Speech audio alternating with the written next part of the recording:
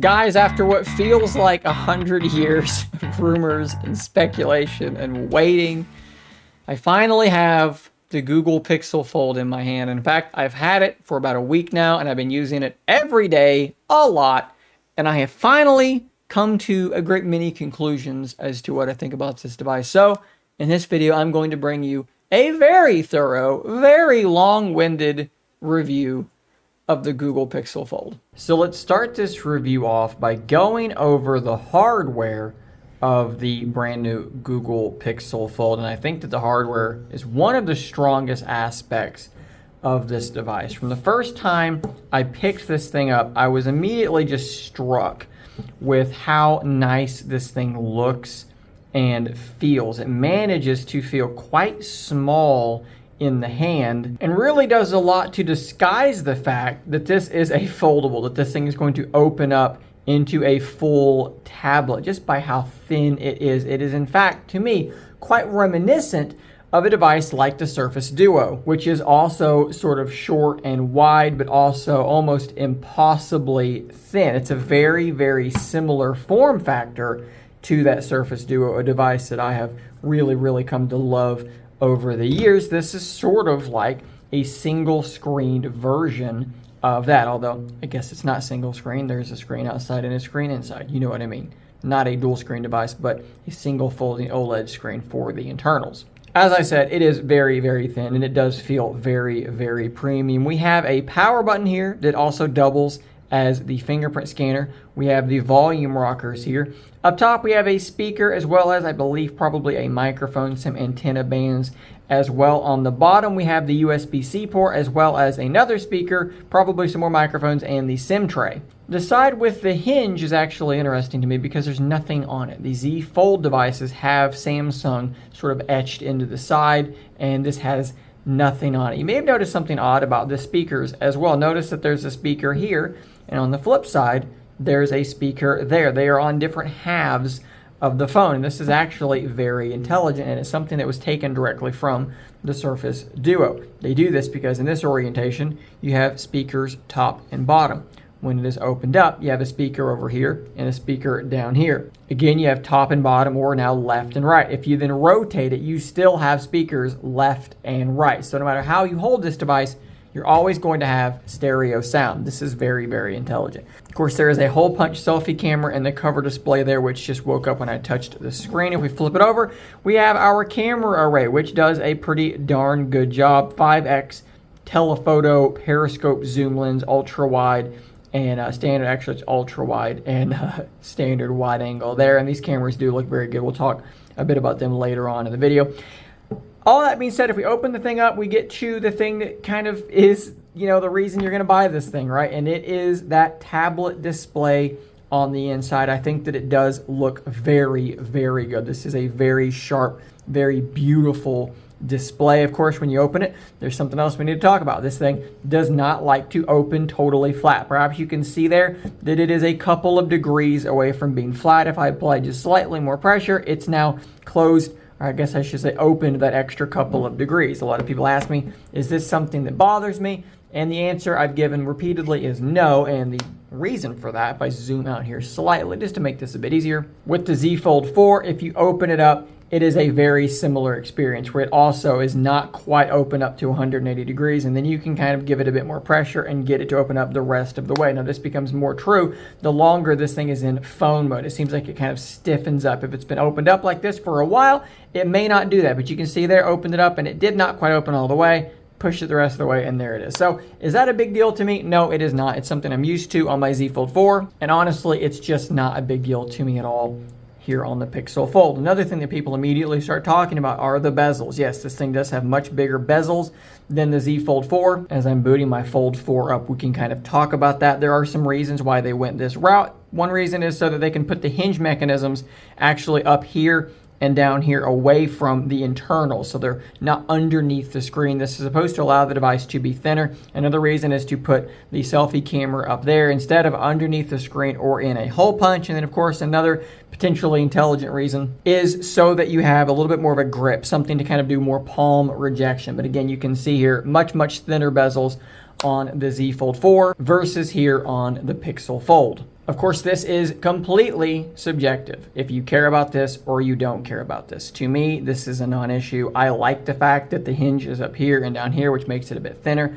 I like the fact that we're not using an under-display camera, and I like the fact that there's a little bit of a bezel to reject a little bit of accidental presses there on the edge of the device, something I've literally not experienced once on this thing, but I did experience on my Z Fold 4. If you don't like that, it is what it is. Buy a different foldable, buy a different device, but for me, just not an issue.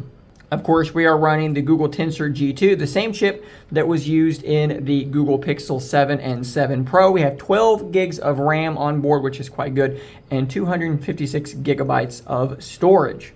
Now, regarding those screens, personally, I think that they both look really, really good. Very clear, colorful, contrasty screens. I like the way that both of them look quite a bit. And on paper, they are supposed to hit a higher peak nits of brightness compared to something like the Z Fold 4. And that has been my experience. They do look ever so slightly brighter than that device. However, there is one problem. They don't maintain that peak brightness quite as long. And I think that heat is, again, you'll hear about this a couple times in this video, heat is probably the culprit there. Not only does the Z Fold keep its peak brightness maintained longer, once it does get hot enough to have to drop down, it's able to return to that peak brightness a little bit quicker as well. It just seems like the Pixel, in really bright, like oppressively bright light, does get a little bit too warm to boost to that peak brightness. That being said, you usually get 30, 45 seconds of that maximum brightness before it's going to dim. And once it does dim, what I've basically been doing is just turning my back to the sun so that I make a little bit of shade. And even with sunglasses on, I'm still able to read the stuff on screen okay, but it would be nice if it did maintain that brightness a little bit longer. I mentioned that fingerprint scanner earlier. Let's lock the thing and I'll show you how fast this is. As you can see there, it is a very responsive and fast fingerprint scanner. I really like the animation that plays as it sort of opens up from that scanner and then my cinematic wallpaper plays and kind of moves in. I really think that looks very, very nice. I'm a big fan of hardware fingerprint scanners on the side. I like it on the Fold 4. I like it on the Pixel Fold. Rounding out the hardware discussion, this thing does have a 4,800 milliamp hour battery. Now it says it's supposed to charge at a maximum of 30 watts, but I have never seen that happen. I've let this thing charge down. I've let this thing discharge quite far and plugged it in. And typically I might see 20s very briefly, but it does not seem to charge very fast at all. It's one of the weaker aspects of this device is how quickly, or in this case, how slowly it actually does charge. There's also 7.5 watt wireless charging, which is also not super impressive. And there are times when the device maybe has been in heavy use, gaming, something like that, and then it's been placed back onto a wireless charger where it might be too hot to actually wirelessly charge. That is definitely another annoyance and another thing that just comes along with being very, very thin and using the Tensor G2, which does tend to run a little bit on the hot side. There is no reverse wireless charging. One other thing I do want to talk about is when you're in phone mode, how one-handable this thing is. When we talk about devices like the Z Fold 4, there are different sorts of one-handability, right? So with the Z Fold 4, I hear from a lot of people all the time that they think it is very one-handable because it's narrow. They can reach all the way across the device quite easily. However, for me, that is true, but I also cannot reach very much of the top of the display at all, forcing you to use a one-handed mode, or in my instance, a pop socket that allows me to shift my grip to places where I otherwise would not be able to shift it. So for me, I do not find that device to be a very satisfying one-handed device. The Pixel Fold, however, I can still reach across the side of the device, and the amount of grip that I have to shift to get to the top of it is so much less than it is on the Z Fold 4 that to me, this is the more easily one-handable device. But again, this is subjective and it's going to depend on the size of your hands. Now, dipping back into that Google Tensor G2 talk, I do find that the performance has been very, very good in most instances. Opening up normal everyday apps, it's fast, guys. Multitasking, it's fast. Switching between apps, it's fast. This is a buttery smooth device. You've seen it talked about in other video reviews by now, I am sure. It is not a slow device. That being said, with gaming, high-end stuff like that, the performance simply is not on par with other devices running more recent Snapdragon chipsets. If you're a big gamer and you want your foldable, your tablet device to be the best possible gaming device in your pocket, this is probably not going to be the device for you. You might wait for the OnePlus device, you might go for the Z Fold 4 or the Z Fold 5. Another issue with that is that it does get a little bit hot. In my recent gaming review, I showed that sometimes this thing will get up to about 106 degrees Fahrenheit, which is getting to that point where it might begin to be slightly annoying to be feeling that on your hand. And then, like I said earlier, if you try and wirelessly charge it after that, it may actually be too warm to wirelessly charge. This device does run hot. This may not be something that bothers me as much because I'm used to that with my Surface Duo, another very thin device that also does run quite hot, especially in this area right next to the camera bumps. Very, very similar experience to here on the Pixel Fold. Maybe you're not used to that. Heck, even the Z Fold 4 tends to run very hot right in that area as well. I do think this does run a little bit warmer though, but it's not a huge difference, but it's definitely something I'm going to mention. Of course, a big difference between this device and the Z Fold is that this device opens up into a landscape orientation instead of the portrait mode found on the Z Fold 4. The best way to visualize this is how the Pixel Fold opens, and the Z Fold opens into basically this orientation. The screen size is almost identical. It's just rotated in the other direction. So by virtue of that, there are some differences just in the way that things behave. A simple place to start is with YouTube. If we jump into a video, you can see what this layout looks like. This is very different than what you get by default on the Z Fold. And if you go full screen, this is a very large video. Now let's do the same thing on the Fold 4, and you can see here what we're gonna get. And of course, if I go full screen, that is the difference in those sizes. Now, if I were to rotate the Fold 4 around, like so, now, hey, guess what? We have almost the exact same experience. And if we full screen these, again, almost the exact same experience. So if you've got a Fold 4 and you want to know what it's like using the Pixel Fold, just rotate it around and it's going to be very, very similar. It really does come down to how do you want to use this device? Do you want to use it vertically or in landscape orientation? For me, landscape just makes more sense. And on top of that, since you're in landscape, that is also why you have a cover display that is the size that it is. So for me, my opinion is that those two screen aspect ratios, inner and outer, are my preference. Those are the two that I think work the best. But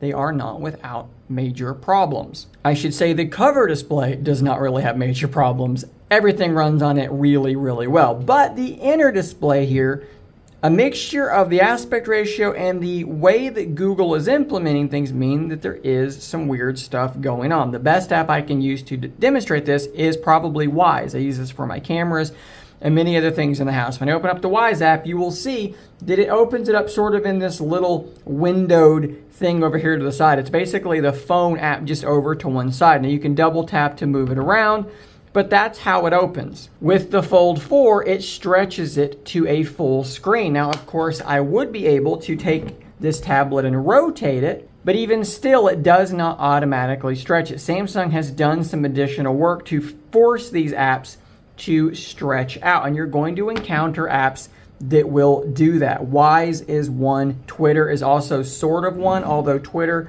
will fill the entire screen when rotated, but it definitely does not when it's in its default position. So again, some apps are going to be problematic. Other apps are going to be great. YouTube Music, YouTube TV, most of the apps brought to you by Google work really, really well. You've got your weather app, which also works really, really well in this dual pane layout. It's a fantastic weather app now. Of course, most games are going to span the thing quite well. My weather apps all span the thing quite well. Basically, what we're coming down to is, does the app that you're using have a tablet layout? And that's what Google is trying to kind of force developers into doing. It's almost like they're saying, hey, if your app doesn't have a tablet layout, we're not going to stretch it out for you. We're going to present it exactly as you presented it, for better or for worse. If you want a tablet layout, if you want it to work well on these new tablet devices that are coming out, they need to actually do the legwork. We can't rely on Samsung and other OEMs to basically fix everyone's apps for them.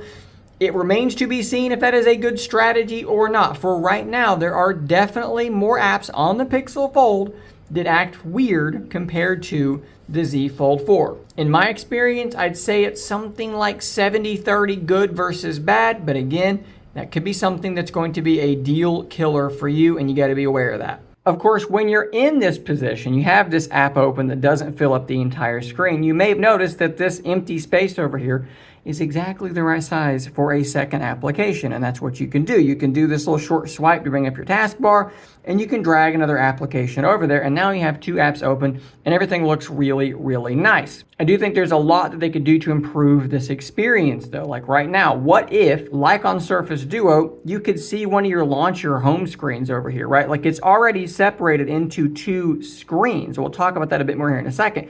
But this is two launcher pages.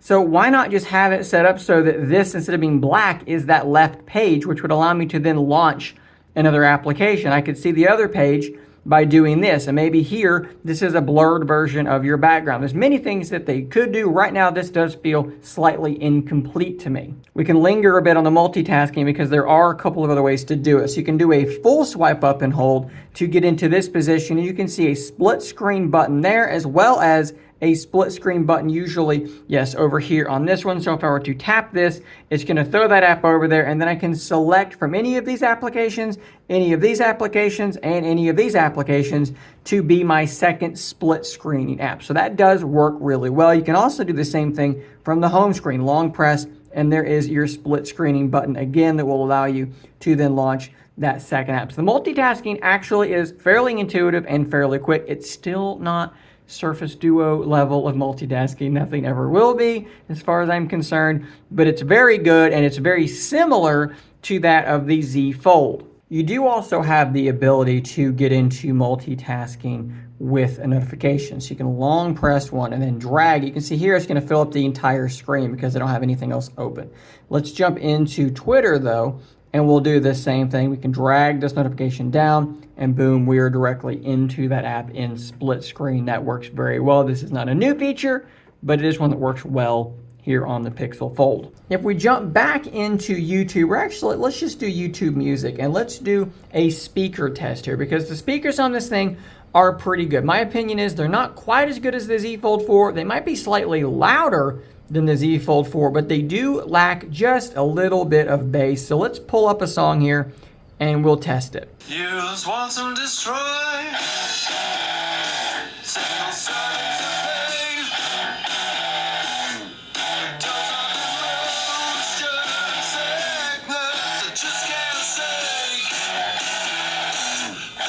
So I've already covered the cameras in several different videos, a video comparing it to the Z Fold 4 as well as the Surface Duo. So if you want to see more samples, those videos will be linked in the description down below. But let's quickly go through what I think about the camera in this video as well. This shot was taken indoors in what I would call subpar lighting, and it does a pretty good job. The biggest thing I can say about the Pixel Fold camera is that it's consistent. You're going to get what you expect out of it 9 times out of 10. If we move on to a shot outside, that's really going to be what we're going to notice here. The colors are so accurate and so consistent, even between lenses. They're really nailing this stuff at this point. It looks very good. Not even a ton of grain in the shadows underneath this awning here. Just a very consistent, predictable camera. Looking at the grass here that I probably need to cut at this point. Let's zoom in. Really good detail. Love the contrast. The shadows still maintaining some detail. The individual stitches on the shoes are still there. Again, nice shot. Very consistent.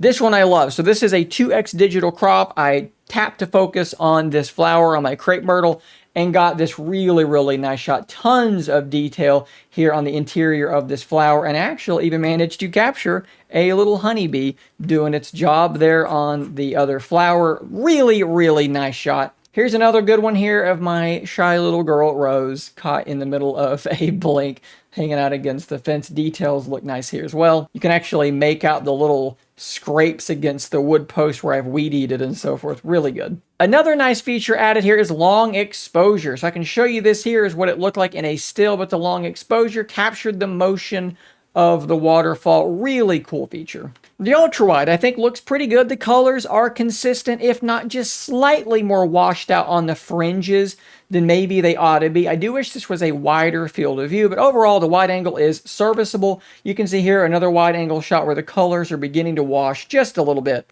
Definitely not the best camera on the device, but it's good enough, I think. Now this shot was taken actually at 5x optical zoom. Details are really good. Colors, again, are consistent. You can still make out those marks on the wood here from the weed eater. That's much further away than you might think that it is. Really nice to have that 5x optical zoom, and you can push it all the way to 20x, although I probably wouldn't do that a whole lot. It doesn't look great at 20x. At 10x, still pretty decent. 20x, that's probably pushing things a little bit too far. This is a shot using the cover display selfie camera in, again, not such great lighting, and it's okay. It's a pretty average selfie camera, but a good thing is you can use that primary sensor alongside your cover display to take a selfie that way with that much better primary sensor, and the details obviously are much stronger here. And you can of course use portrait mode, and portrait mode on all pixels just tends to be very, very solid. It always struggles with hair, all portrait modes do, but I do like the color temperature, the white balance, a lot on their portrait mode. And here's a shot taken in quite low light. This was like a 4-second exposure in the corner, shut off all the lights, and you can actually make out the text really nicely on this box. You can actually make out, I think that says Wednesday, October something there on the screen on the box itself. Night mode is not as good as it is on something like the Pixel 7 Pro, but it's pretty much on par with something like the Z Fold 4. It's good, not great. We're filming at 4K 30. I really am still always impressed by the stabilization on these Pixel phones. Even if I kind of go to a little bit of a jog, it stays pretty darn stable. And if I were to jump it up into a higher stabilization, it actually even gets better than that. But video's really come a long way for the Pixel phones. I feel like the clarity is pretty good. The details all look pretty nice. Colors. It's all getting pretty good, guys. If I were going to give like an overview, a synopsis of how I feel about the Pixel Fold's camera, I would say that it's quite good. I would give it like a solid B+. It's not as good as something like the S23 Ultra or the Pixel 7 Pro, but when you're comparing it to other foldables, something like the Galaxy Z Fold 4, on the primary sensors, they are really, really close. And it's going to come down to how you feel about color, temperature, white balance, things like that. I like both of them for different reasons, but I do like the Pixel Fold's camera, the output, quite a bit. The ultra wide, like I said, probably the weakest camera of the bunch. It just isn't anything special to me, but that 5x optical zoom is really, really nice. So as a total package, I think it's a little bit better than the Fold 4, but not by a ton. Still a solid B+ camera for me. And honestly, the biggest reason, the name of the game, is consistency. The ability to pull that thing out of my pocket, double click the power button, and just take a shot and put it back in my pocket. Maybe not even need to look at it to make sure that I got the shot I wanted is really, really nice. It's super reliable. So we touched on charging a little bit earlier. Let's take a deeper dive now into battery life. And for that specific section of this review, I would say that the battery life is okay. If we're going to stick with the letter grading thing, I'd probably give it like a C. It's not a D. It's passing, but not by a lot. In my experience, when I tried to test it without charging throughout the day, which is something that I usually do with all my phones anyways, but when I didn't do that, unplugging around 6 a.m. and I'm probably dead around 7 or 7:30 with 5.5-ish hours of screen on time. Now that, like I said, is not tremendous, but it's extraordinarily similar to what I was getting out of my Z Fold 4. Like really, really, really similar, to the point that I didn't really notice anything going on because I've been daily driving my Fold 4 for the last couple of months, or month and some change. So switching to this was like, I'm driving the same phone in terms of battery life. Now that being said, my pattern is a bit different. I work from right here a lot of the time, and right here in front of me, there's typically a dock of some sort for whatever phone I'm using. There's a Pixel stand sitting here now that my Pixel Fold can sit in. So when I sit down and I'm getting work done, it gets placed on that stand and it's charging. And by virtue of that, the way that I live my life typically, I'm going to get much better than that. So yesterday, while I was in and out of the house, I was unplugged again about 5:45 yesterday. Had a hard time sleeping in any later than that. We were up and about all day long. Went to bed a little bit after 9:30 or so. It was placed on a different Pixel stand in that room. And I think I had about 35% battery left, and I was getting close to 7 hours of screen on time. Because again, I'm going places. It's on the Pixel stand. If I'm in the car, I'm going to put it in my little holder for it there so I can use it to play music. And I might plug it into a car charger just instinctively there as well. That's kind of what I would recommend. It's a little bit annoying, but if you're someone that does stop for moments throughout the day, it's not that hard to have a charger around. And if you do that, you can really extend how much you can use this thing. It doesn't charge super fast, but if you can pick up 10% here and there, it's going to add up throughout the course of the day. Again, overall, if you don't charge it, expect somewhere between 5 and 6 hours of screen on time. And like I said, 6 a.m. to 7:30 p.m. on fumes. That's what you can expect. It's not great, but it's on par with my Fold 4. It's on par with my Surface Duo 2. It's actually better than my Surface Duo 2. So I'm fine with it. I can give it a C and be happy with that. Maybe you can't, but now you know.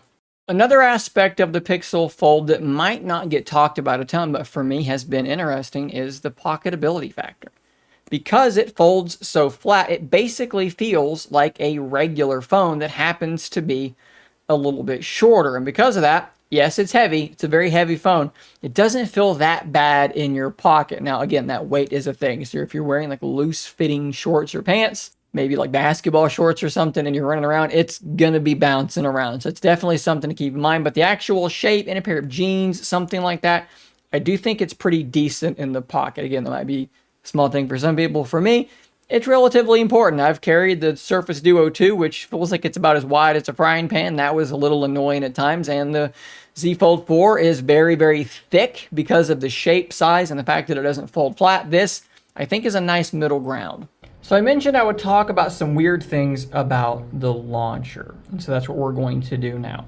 On a device like the Z Fold 4, you have the ability to have two entirely separate home screen layouts. And I'll show you this here. So this is my home layout for the cover display. You can see what that looks like. If I open it, you will see that it is an entirely different layout. Now that is something that Samsung has added on. The default Android behavior is this. This is my home screen, page 1 and page 2. And when I open the device up, what happens is page 1 and page 2 are just what you're going to see. So if I change something here, I'm going to change it on the other screen and vice versa. Now this did cause me some small growing pains, even though you can go into this screen here and change the app grid. There are some strange things. On the tablet screen, you get 6 icons down here, and I always use the same 6 icons. On the cover display, though, you only get 5. It cuts off the last one. Well, that means I have to rearrange things from how I've been using it for a very long time, and that is annoying. Another annoying thing is you can't have a widget spanning those two virtual screens. So again, slightly annoying. I will say that I've kind of just gotten used to it at this point. I have it set up in a way that makes sense to me, where basically I have my 5 icons down here and then a 5th one that is predictive. It's trying to guess what I might use next, and that's came in handy a couple of times. It's not perfect. I wish I could have 6 and 6, or it could just be 5 and 5. If I get rid of this thing here, it doesn't just, reposition itself and recenter itself. It's offset, so that's weird. So there's some weird stuff about it that I definitely don't think is perfect, but that's the situation. I've adapted to it and I'm okay with it at this point, but it may be annoying for other people. Of course, you are free to use another launcher like Niagara Launcher, which does work relatively well. So guys, I've talked a lot in this video already, so let's try and wrap this thing up. How do I feel about the Pixel Fold? Well, right now, still early days, and I'm going to do like review updates, long-term review. So subscribe so you don't miss out on that stuff. But right now, I would say I am actually very positive on this device. There are places where going from Pixel Fold, or rather Z Fold to Pixel Fold, things have degraded for me, right? There are certain apps that just don't work as well. The Wise app irritates me to no end. However, the other benefits, the reliability of the camera, and the biggest things for me the size, the shape, the aspect ratio of the screens. Those things are so important to me that they make up for those detriments. Not only do they make up for them, they actually go beyond that, and they make it a device that right now I think I prefer. I also prefer the Pixel Experience software over Samsung. Samsung has so many added features and they do so many things really, really well.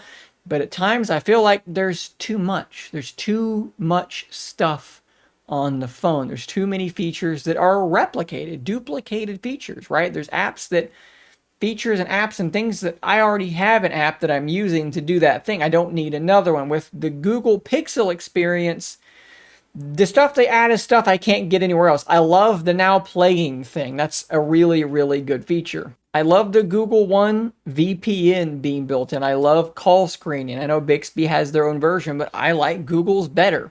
In my testing, the unblur stuff and the magic eraser stuff works better than similar features for Samsung, although Retouch is the better eraser app, even better than Magic Eraser, but still, it's there and it's really good. There's so many things that I like about the Google Pixel Experience that's just built right in, and I was worried that I wouldn't like the multitasking experience on the Pixel Fold versus the Z Fold, but I find myself using that option about the same amount on either device. I'm not doing it as much as I would on a Surface Duo, but I'm doing it a decent amount, and I'm doing it about the same on either. I don't miss the extra apps. I never split screen more than 2 apps. I do miss the floating app, though. That's something that they need to bring over. But again, I don't miss it so much that it sours me on the device. Now, look, I'm not telling you that the Pixel Fold is miles ahead of the Z Fold 4. I'm saying that subjectively for me, I like the size and shape of it so much. I like the Pixel software so much that I can overlook some of the places where the Z Fold is just a better, more polished, more thought out device. It's not by a lot, it's by a little. And again, that's my subjective opinion. Is it worth $1,800? I can't possibly answer that because that is something you have to decide. Almost certainly not would be the answer. No phone is likely to be worth $1,800. But if you're like me and you're a tech enthusiast and you love this stuff, well, then maybe. But, look, if you've already got a Z Fold 4 in your back pocket, it's going to be hard for me to tell you to spend another $1,800 on this device because they are so close for me. I will straight up tell you the Z Fold 4 is one of my favorite devices of all time. That is a solid A-tier device. The Pixel Fold is a solid A-tier device. It's like an A.5. It's not quite an A+, but it's kind of in that middle ground, right? Let's do numbers instead. Let's say that the Z Fold is a solid, gosh, it's probably like a 9. I would probably say this is like a 9.2, something like that. They're very, very close. So guys, I'm long-winded. I've covered a lot of stuff, but hopefully that's been to the benefit of some of you guys watching, guys and gals, I should say, watching. I've tried to be as thorough as I could, and again, this is going to be in a playlist with even more stuff covering it. Gaming specifically, camera comparisons to that Fold 4, all in this playlist. So thanks for watching. Subscribe for more. I'll see you on the next one. And until next time, stay nerdy, my friends.